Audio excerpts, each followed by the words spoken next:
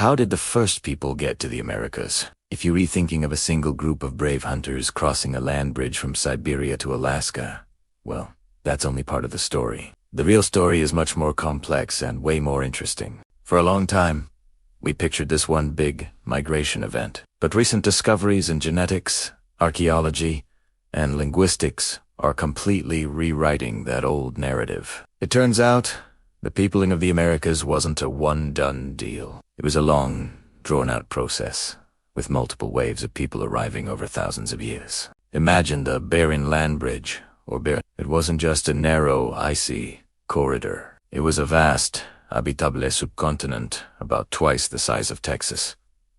For millennia, people lived there, in what scientists called the Beringen Standstill.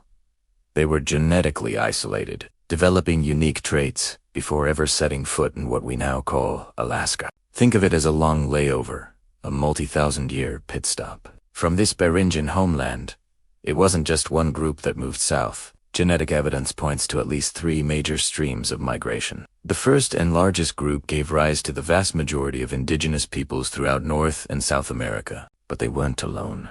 Later migrations brought the ancestors of the Nadine-speaking peoples, found mostly in Alaska, Western Canada, and the American Southwest, and the ancestors of the Inuit and Yupik peoples of the Arctic.